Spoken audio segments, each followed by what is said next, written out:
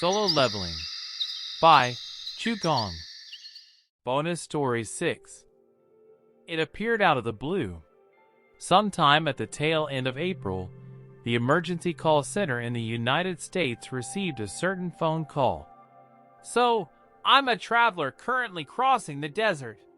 Travelers often got lost, so the agent assumed that the call was from another poor soul trying to find their way in the desert. Are you lost, sir? No, it's not like that. Then did something happen to you, sir? No, I'm fine. I called you because I wanted to report something I saw. The agent kept her voice as soothing as possible in order not to panic the caller as she prepared to connect with the emergency dispatch center. Is it something urgent? Should we send someone over? I think so. To be honest, I'm not sure how to explain this. The agent looked up the caller's identification, since he sounded somewhat hesitant. Based on his emergency call records and the fact that he was a university professor and a family man, the agent didn't think he'd be the type to make prank calls. Sir, if you explain what's going on, we can respond appropriately. Could you please explain the situation to me slowly? The man took a deep breath on the other end of the line. Something is about to break. There are a lot of cracks. Could there be a building about to collapse in the middle of the desert? The agent cocked her head in confusion as she pressed him. Could you tell me where the cracks are? The man hesitated before explaining in a tone that didn't hide his own disbelief. The sky. There are cracks in the sky. April was a busy month for all students, but Jinwoo was especially busy because of midterm exams and track and field competitions. He was studying late one night when Jaina brought him some fruit. Mom says to have some. Illuminated by lamplight, Jinwoo raised up his head. What about Dad? He's on night shift again this week. Jinwoo nodded as he took the plate of melon slices neatly arranged by Jaina. As she turned to leave the room, he tugged his sister's ponytail. Hang on. Ack. Jaina spun around. Where's the soft middle part? Who knows? You might want to get rid of that seed from your lip first. Oops. Jaina pouted at being caught. Jinwoo giggled at her cute expression and helped her wipe it off, feigning a frown.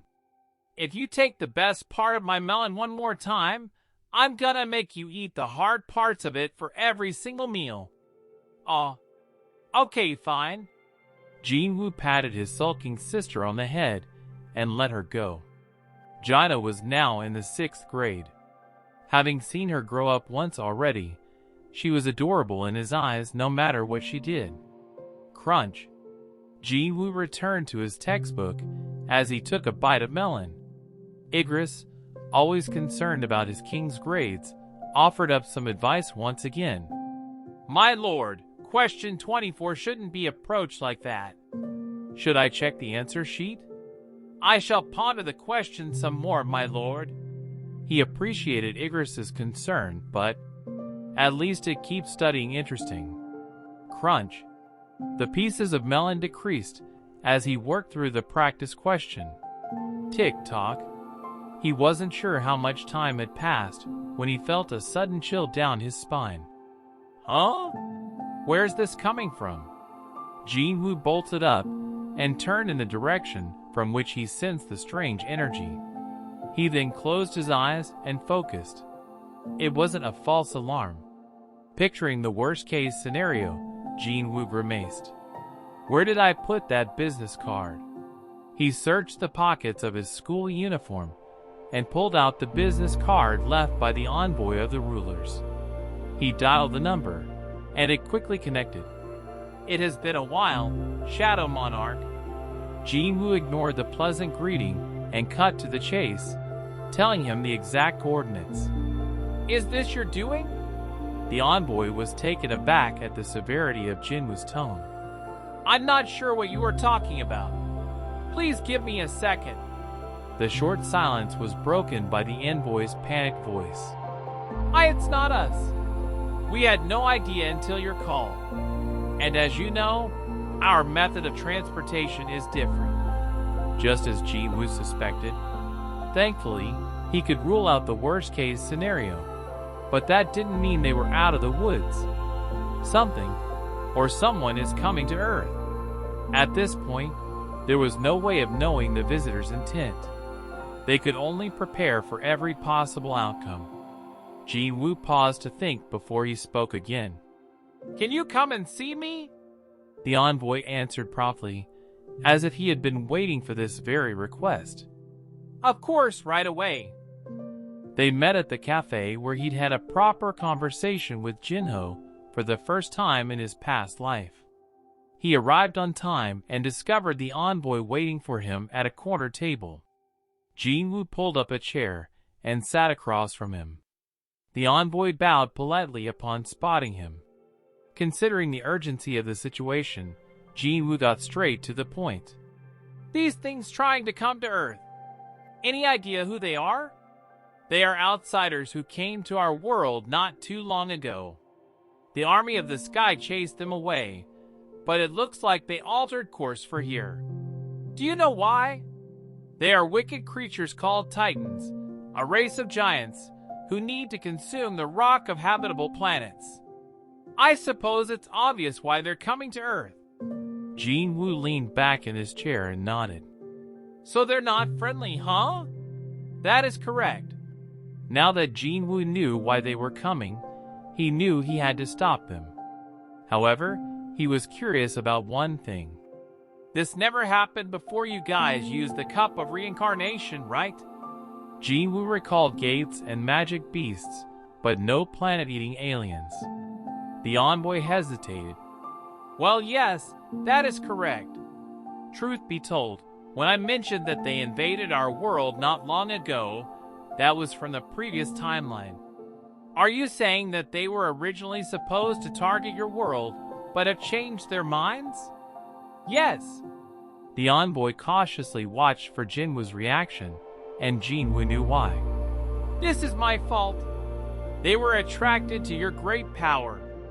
At least, that is what the rulers have theorized.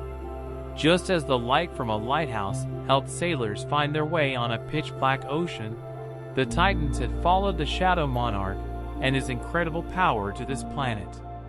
This was a direct consequence of Jinwoo being in a world that couldn't handle his power. The rulers' concerns were being realized, but they owed Jinwoo too much to simply sit idly by. The envoy made that very clear. The rulers have deployed the army of the sky. Jinwoo shook his head. They'll be too late. Creating a gate alone would take a few years. They'd arrive after everything was over. I'll take care of it. Jinwoo and his soldiers would stop them. If the army of the sky was able to defeat the Titans, then Jinwoo was confident he could as well. The envoy swallowed hard, as the forcefulness of Jinwoo's voice seemed to push down on him. No one would want this man as their enemy. The envoy almost felt bad for the Titans. But why did Jinwoo want to see the envoy if he didn't need to request reinforcements from the rulers? As if he had read the envoy's mind, Jinwoo told him. About that previous offer. I have an answer for you now. Ah, yes, that. The rulers had suggested they send Jinwoo somewhere his mighty power wouldn't affect this world. It appeared as though the current situation had forced Jinwoo to make a decision. The envoy noted the determined look on his face. Understood. Then as soon as the Titans are, I'm staying here. I beg your pardon? The envoy was flustered at Jinwoo's unexpected decision. Jinwoo spoke softly. I want to live here. Jinwoo wanted to spend the rest of his time in this world with his family, friends, and many other people he wanted to reunite with. This was something he had realized after meeting Detective Jinchul Woo. It's a bit annoying that he keeps calling me to grab a bite, though. Either way, Jinchul was a good person. That's why the young detective, who also got roped into their meals, didn't seem to mind either. Jinwoo also wanted to be by their side. He wanted to hang out and laugh with them. The envoy awkwardly laughed. To tell you the truth, I was getting bored here. I'm glad to finally be able to return to my world. It had been a year, which could feel like both a long and short while. The envoy's mission to stay on Earth and await the Shadow Monarch's decision was over, as it didn't look like there was any way to change his mind. Well then, the envoy beamed as he rose from his seat. He bowed deeply to the great hero who had ended the war between two worlds. We leave this world in your hands. Jinwoo cocked his head as he searched his closet. This isn't good. He didn't own any clothes that could conceal his identity, since he no longer needed hoodies or hats to hide the wounds on his face from working as a low-rank hunter. He'd have to make what he needed. Black smoke wrapped around his body stretched like a liquid before transforming into a hooded jacket like the one he used to favor. Jinwoo pulled the hood up and stood in front of his mirror. Wow, it's been a while. It felt odd to see his past self. The corners of his lips turned up beneath his hood. Okay. He was ready. Jinwoo slowly sank into the shadow underneath his feet. In a desert in the western part of the United States, the government had completely sealed off the area as they called in a variety of experts. However, none of them could provide any answers. Well, I've been studying extreme weather conditions for 30 years, but I've never seen anything like this. None of the scholars could explain the cracks appearing in the atmosphere. Crack. The cracks were getting wider by the minute. The U.S. Army had surrounded the area just in case. There were probably enough units here to take over an entire nation. The commander of these forces reported to the president with confidence. Whatever comes out of there, we'll take care of it, sir. Yes, yes. It has gotten bigger since it was initially discovered. The commander glanced toward the cracked area and discovered a man approaching. The man was wearing a hoodie that covered his face and was heading straight for the commander. Who the hell is that guy? How was he able to enter this area? Is there something wrong? No, Mr. President. I'll call you back later. The commander quickly hung up the phone, and he and his aides ran toward the strange man. Hey, who are you? How did a civilian manage to enter a restricted area? The commander was displeased with the situation. Even though he was surrounded by armed soldiers, the strange man showed no signs of fear. The uninvited guest, Jinwoo, told the commander, Please withdraw your army. It's dangerous here. The man's English had an unfamiliar accent. Is he a foreigner? The commander frowned and raised his voice to scare off this uninvited guest. Are you trying to get yourself killed? Don't you know who's really in danger here? That was obvious to Jinwoo. Realizing he wouldn't be able to persuade them with words, he decided to reveal some of his power. The commander, his aides, and the soldiers suddenly floated up. Huh? WH what? The commander looked around in a panic. The only person with both feet on the ground was Jinwoo. Not only that, but equipment and vehicles, including heavy tanks, were also clearly floating in the air. The commander's eyes widened at the impossible situation. How? Jinwoo thought that was enough of a show, so he set them down. However, the commander pulled his gun out as soon as he landed. His furious voice echoed throughout the desert. Who the hell are you? Jinwoo raised both arms up to his shoulders to show he had no intention of fighting them. Enemies with a similar power will pour out from those cracks and... Jinwoo snatched the gun from the commander's hand using mana and made it float right beside his own head. As the gun made its way toward Jinwoo, the nervous soldiers cocked their guns and ready to shoot, but the commander quickly raised his hand to stop them. Hold! While the commander attempted to calm his soldiers down, Jin Woo pulled the trigger of the gun with an invisible hand. Bang, bang, bang. The bullets fell to the ground without even touching Jin Woo's body.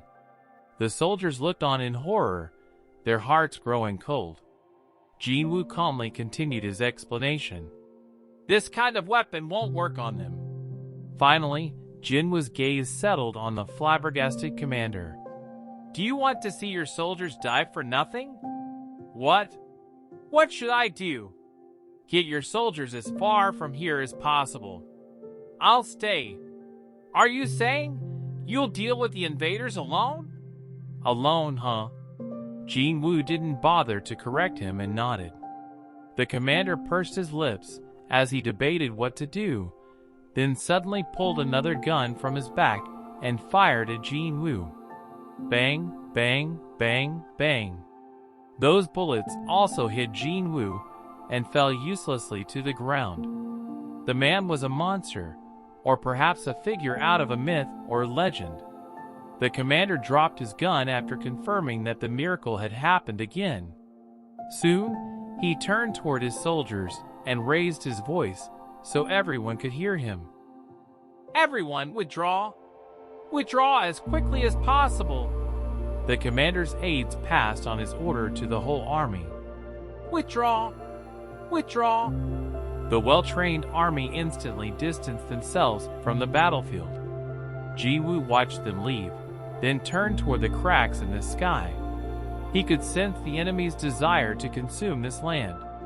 He could feel them, breathing nearby. It had been a while since Jin Woo's black heart had pounded this hard, warning him of what was coming. With a smile, Jin Woo summoned his daggers from the other dimension. Krieg. Crack! The sky broke open with an impact that shook the air. The titans with bodies made of stone set foot on the ground. At their feet, they discovered a small hostile life form awaiting them. They laughed at Jin Woo. What is this? Are you planning to stop us on your own? This sensation. Jin Woo had closed his eyes to savor the silence before battle. He slowly opened his eyes. Ba-dump, be-a-dump, be-a-dump, be-a-dump. His heart raced as Jin Woo unleashed his strength. Did you say on my own? 10 million shadow soldiers emerged from the shadow, dyeing the land black behind Jin Woo.